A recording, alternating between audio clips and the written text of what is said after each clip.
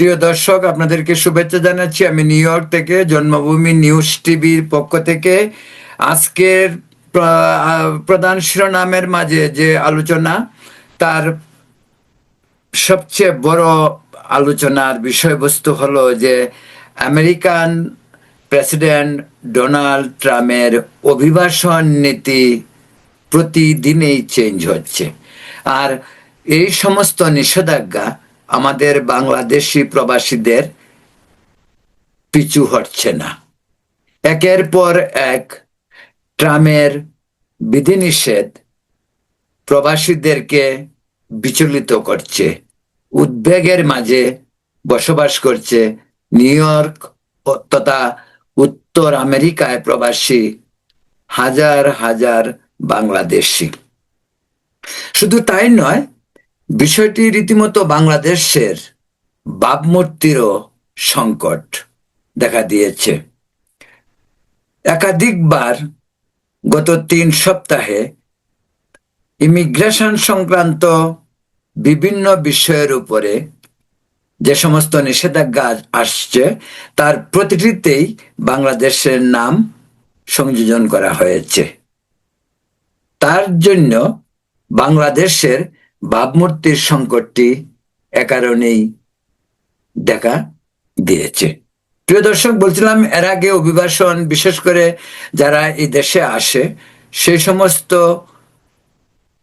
Illegal বা বেআইনি প্রবাসীরা, যারা রাজনৈতিক আশ্রয় বা অন্য কোনো উপায়ে আমেরিকার গ্রিন কার্ড পাওয়ার জন্য অপেক্ষা করছেন বা বিভিন্ন ভাবে আইনের আশ্রয় নিয়েছে, সেখানে যে ধরনের জটিলতা দেখা দিয়েছে তা ভয়াবহ। শুধু যে বাংলাদেশি তা নয়, এর আগে প্রথমেই ডোনাল্ড ট্রাম্প 19টি দেশের উপর নিষেধাজ্ঞা জারি করে, তারপর আরো 20টি, সব মিলিয়ে রাজনৈতিক আশ্রয় এবং অভিবাসীদের বিভিন্ন সুযোগ সুবিধা সংক্রান্ত যে সমস্ত আইন কানুন করা হয়েছে, তার মাঝে বাংলাদেশের নাম রয়েছে। সর্বোপরি সর্বশেষ 75টি দেশের অভিবাসন ভিসার উপর সাময়িক স্থগিতাদেশ দেওয়া হয়েছে। সেই 75টি দেশের তালিকায় বাংলাদেশ। এমন সব দেশের তালিকায় বাংলাদেশ, বিশেষ করে আফ্রিকান, মিডল ইস্ট এবং আমাদের সাউথ ইস্ট এশিয়া সমস্ত দেশগুলির উপরে নিষেধাজ্ঞা জারি করা হয়েছে। সেই নিষেধাজ্ঞা আওতায় আমাদের উপমহাদেশে নেপাল, ভুটান, বাংলাদেশ, পাকিস্তান, নাম নেই ভারত ও শ্রীলঙ্কার। অভিবাসী ভিসার যে নিষেধাজ্ঞা, যে স্থগিতাদেশ দেওয়া হলো গত 2 দিন আগে 75টি দেশের উপরে, সবগুলি দেশের নাম বলার দরকার নেই। এই কারণে বলছি যে এই সমস্ত দেশ অধিকাংশই African, Latin American, middle east এবং সাউথ ইস্ট এশিয়া। তো কেন নিষেধাজ্ঞার আমেরিকান যা বলছে তা হলো, ও যারা এই দেশে আসছে তারা এসে সরকারের ভাতা নিচ্ছে এবং এই সরকারের ভাতা অর্থনীতির উপর এক ধরনের বোঝা। এই কারণেই তারা বাধ্য হচ্ছে এই অভিবাসন আইন এবং নীতি নিয়ম কানুন এইগুলিকে ঢেলে সাজানো। সেটাই ট্রাম্পের নির্বাচনী এজেন্ডাও ছিল। প্রিয় দর্শক, যেটা বলছি যে এখন যে 75টি দেশ অভিবাসী ভিসা স্থগিত করা হলো, তার ক্যাটাগরিতে যারা, সেটা বাংলাদেশ সবচেয়ে বেশি ক্ষতিগ্রস্ত হবে। এই কারণেই ওপি এবং ডিবি ভিসা পাওয়ার পর বাংলাদেশিদের বিপুল জনগোষ্ঠী উত্তর আমেরিকায় আশ্রয় নেয় বা প্রবাসী হন, এবং সেই অভিবাসী ভিসার আওতায় এখন স্বামী স্ত্রী, মা বাবা, ভাই বোন, এমনকি যারা চাকরির সুবাদে এখানে আসবেন সেই আদেশগুলি স্থগিতাদেশ। তবে সেটা সাময়িক, এটা কবে চালু হবে তার কোনো গ্যারান্টি নাই, এখনো বলা হচ্ছে না। তবে খুব তাড়াতাড়ি চালু হবে সেটাও বলা যাচ্ছে না। তবে একটি বিষয় হয়তো মানবিক হয়ে দাঁড়াতে পারে, মানবিক কারণ হয়ে দাঁড়াতে পারে, সেটা হলো যে স্বামী এবং স্ত্রীর জন্য যে অপেক্ষা মানে অ্যাপ্লাই করা হয়েছে যে ভিসার জন্য, সেই ব্যাপারটা আমার ধারণা, আমি বলছি না সেটা হবেই, আমার ধারণা এই বিষয়টি অন্তত স্বামী স্ত্রীর ব্যাপারটা কনসিডারেশনে আসতে পারে, এবং এটা কতদিনে আসবে কবে আসবে সেটা বলা মুশকিল। তো এই বিষয়টা আসার একটা সম্ভাবনা রয়েছে, যেহেতু খুব ইমিডিয়েট রিলেশন, স্বামী এবং স্ত্রী, স্ত্রী এবং স্বামী যে জায়গাভাবেই অ্যাপ্লাই করুক সেই অ্যাপ্লাইটা এরকম হইতে পারে। তো বাংলাদেশের ক্ষতি কি হইতে পারে? বাংলাদেশের সবচেয়ে বেশি যে ক্ষতি হবে সেটা হলো যারা ইমিগ্রেন্ট হয়ে আসার জন্য অ্যাপ্লাই করেছে, যাদেরকে যতটুকু আমরা ঢাকা থেকে প্রাপ্ত খবরে জেনেছি, এখন পর্যন্ত ঢাকায় মার্কিন দূতাবাসে হাজার হাজার ইমিগ্রেন্ট ভিসার ফাইল রয়েছে, এমনকি ইন্টারভিউ, মেডিকেল, এইসব ডেট দেওয়া হয়েছে, সব স্থগিত। কোনো ভিসা পরবর্তী কোনো নির্দেশ ছাড়া ঢাকা থেকে কার্যক্রম শুরু হবে না, এমনটি জানা যায়। তো এই প্রেক্ষিতে এর আগেও বলছি যে আমাদের নিউ ইয়র্কেও আরো একটি বিষয় আপনাদেরকে জানিয়ে রাখি, সেটা হলো নিউ ইয়র্কে যারা বিভিন্ন ধরনের সুযোগ সুবিধা, সরকারি ভাতা থেকে শুরু করে হেলথ কেয়ার এবং ফুড স্ট্যাম্প অর্থাৎ খাদ্য দিয়ে সাহায্য করা, এ সমস্ত বিষয়ের তালিকায়ও বাংলাদেশের নাম রয়েছে। অনুমান করা হচ্ছে যে বাংলাদেশের উপর এই সমস্ত বিধিনিষেধগুলি আরোপ করার একমাত্র প্রধান কারণও হলো বাংলাদেশি প্রবাসীর সংখ্যা অন্তত এই নিউ ইয়র্ক শহরে অনেক বেশি, যার প্রেক্ষিতে এই বিষয়গুলি প্রবাসীদের কাছে অত্যন্ত দুঃখজনক, ভয়, আতঙ্ক এবং অর্থনৈতিকভাবে বিপর্যয়ের মুখোমুখি। শুধু এই সমস্ত ইস্যুই নয়, ট্রাম্প প্রশাসন আরো বিভিন্নভাবে প্রবাসীদের সুযোগ সুবিধাগুলিকে সংকুচিত করে আনছে। প্রবাসীদেরকে বিভিন্ন জায়গায় যে সমস্ত সুযোগ সুবিধা দেয়া হতো সেই সব সুযোগ সুবিধা থেকে বঞ্চিত করা হচ্ছে।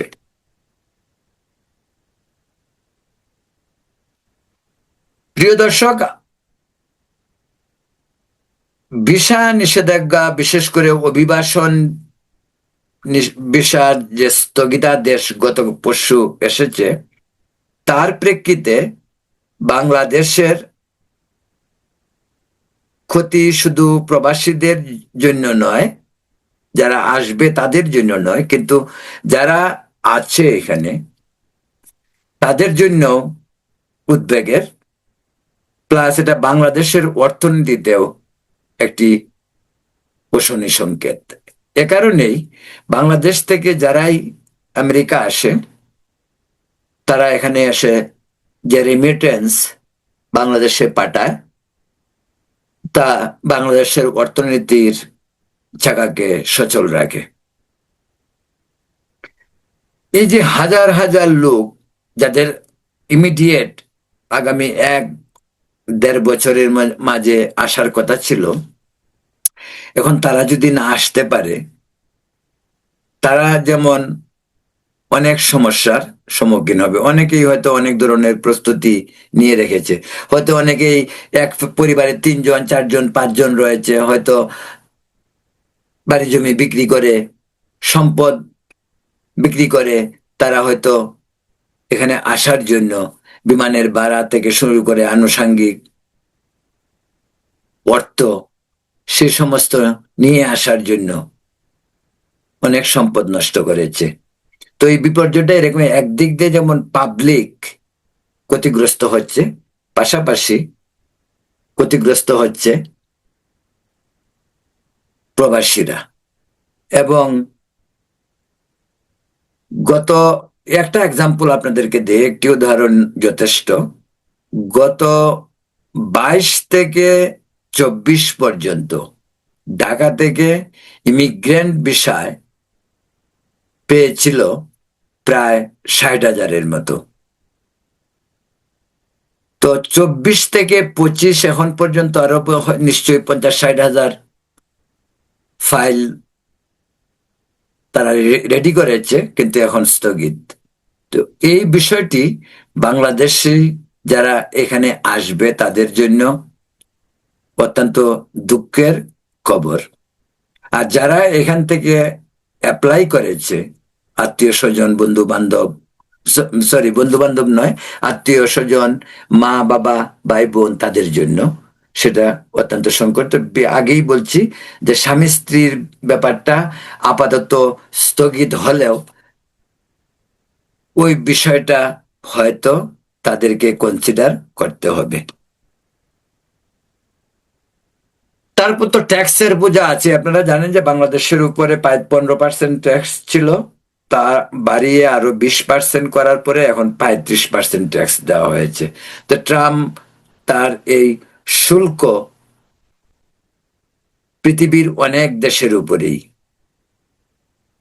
চাপিয়েছে, কিন্তু বাংলাদেশের মতো ছোট দেশ, ছোট অর্থনীতি, সেখানে আমেরিকান শুল্ক বর্ধিত করে বাণিজ্যে এক ধরনের আঘাত আনা, এবং সেটার জন্য বাংলাদেশের সাথে আমেরিকার বাণিজ্য কমছে। এর অর্থ বাণিজ্য ঘাটতি হয়তো আরো অনেক বাড়বে। এরই মাঝে আপনাদেরকে আরেকটি বিষয় বলি। আমাদের দেশে বর্তমান অন্তর্বর্তীকালীন সরকারের প্রধান ডক্টর মোহাম্মদ ইউনূস, তিনি আমাদের জাতীয় উপদেষ্টা খলিলুর রহমানকে পাঠিয়েছিলেন আমেরিকায়। খলিল সাহেব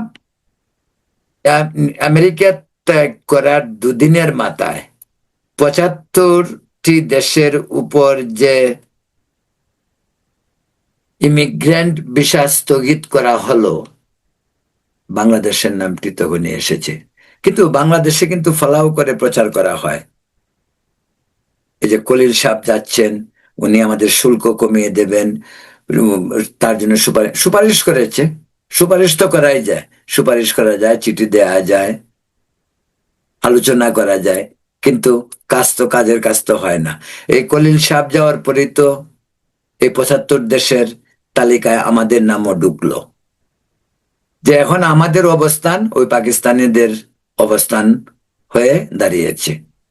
ভুটান, নেপালের কথা বাদই দেওয়া হলো, ছোট দেশ, তাদের লোকজন এখানে কম, কিন্তু আমাদের বাংলাদেশের লোকজন এখানে লক্ষ লক্ষ, 1 মিলিয়নের উপর হইতে পারে এই নিউ ইয়র্ক এবং আশপাশের যে রাজ্যগুলি সেখানে।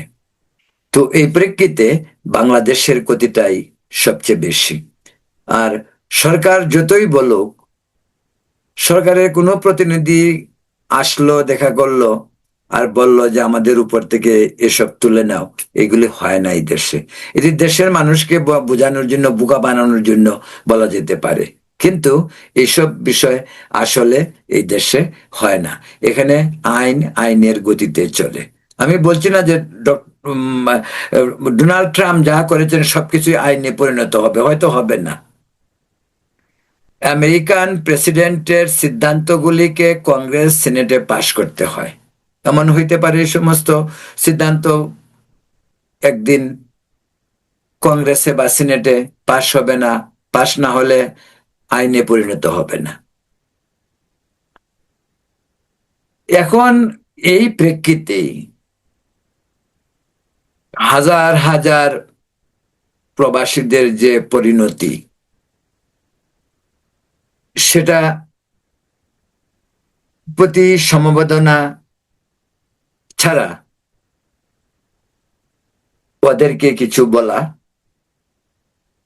মানেই এই কাগজ কলমে শুধু একটা ডকুমেন্ট। প্রিয় দর্শক, বলছিলাম বাংলাদেশ নিয়ে আমেরিকান অভিবাসন নীতিতে বাংলাদেশ যে বড় ধরনের ধাক্কা গেল, এবং সেটা বাংলাদেশের জন্য ভয়াবহ, এবং এটা আত্মমর্যাদা এবং দেশের ভাবমূর্তির জন্য ক্ষতিকর।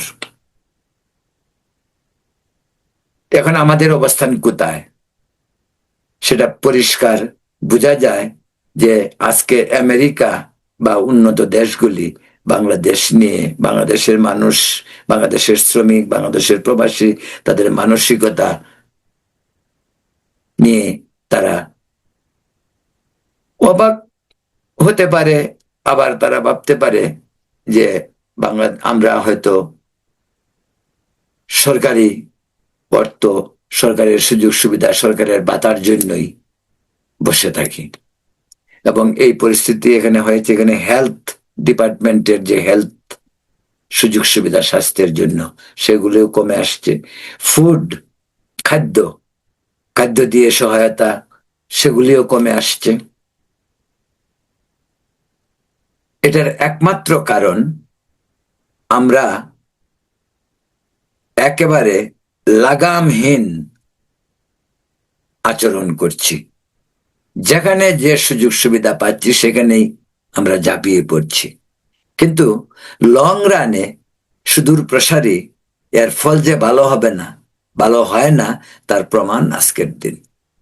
আজকে যদি এত বাংলাদেশি এই সরকারি সুযোগ সুবিধা জন্য যাদের যাদের সামর্থ্য আছে, তারাও সেই সুযোগ সুবিধাগুলি নিচ্ছে। কিন্তু সব দিন তো সমান যায় না, দিন শেষে তো একটা হিসাব হয়, এবং সেটি আমেরিকাতে এখন শুরু হয়েছে। অন্য একটি বিষয় আপনাদেরকে বলে রাখি, বাংলাদেশ থেকে যারা বিভিন্ন জায়গায় আদম পাচার করে, তাদের ব্যাপারেও আপনারা সতর্ক থাকবেন। বিশেষ করে আমি কথাটা বারবার এই কারণেই বলি যে আমেরিকা আসা অত্যন্ত ব্যয়সাপেক্ষ। বিভিন্ন ধরনের দালাল বিভিন্ন ধরনের কথা বলবে, লোভ এবং বিভিন্ন ধরনের আশা দেবে। সেই থেকে আপনারা নিশ্চয়ই তরুণ সমাজ এবং তাদেরকে বিরত রাখতে চেষ্টা করবেন। কারণ অনেকেই বাড়ি জমি বিক্রি করে, সম্পদ বিক্রি করে, অন্যান্য সম্পদ, সোনা দানা বিক্রি করে, তারপরেও তারা দেশ ছাড়তে চায়। আর এই সুযোগটুকুই নেয় যারা আদম ব্যাপারী তারা। তাই না জেনে, অন্তত আমেরিকার কথা বলছি, না জেনে না বুঝে আমেরিকান সরকারের খবরাখবর না নিয়ে কেউ এই পথে পা দেবেন না। সবচেয়ে ইজি ব্যাপার হলো, আমেরিকাতে কখন কি হচ্ছে সব খবর বাংলাদেশে বসে আপনারা পাচ্ছেন, বাংলাদেশের পত্রপত্রিকার মাধ্যমে পাচ্ছেন। আবার বাংলাদেশের প্রায় প্রতিটি অঞ্চলের মানুষজন আমেরিকায় রয়েছে, তাদের কাছ থেকেও খবর পাওয়া যায়। সেই কারণেই যে বিষয়টি বারবার সতর্ক করছি, সেটা হলো আদম ব্যবসায়ী যারা, তাদের খপ্পরে পড়বেন না। সর্বশান্ত হবেন, হতাশায় তরুণ সমাজ নিমজ্জিত হবে, সেটা পরিণতি হয়তো আরো ভয়াবহ হতে পারে। প্রিয় দর্শক, জন্মভূমি নিউজ টিভির আজকের সংবাদ শিরোনাম এ পর্যন্তই। আগামীকাল অন্য কোনো ইস্যু নিয়ে আবার কথা বলবো। এই পর্যন্ত আপনারা ভালো থাকুন, সুস্থ থাকুন এবং নিরাপদ থাকুন। ধন্যবাদ। সম্ভব হলে চ্যানেলটি সাবস্ক্রাইব করবেন। ইউটিউবে জন্মভূমি নিউজ টিভি সার্চ করলেই আমাদেরকে পাবেন। ধন্যবাদ।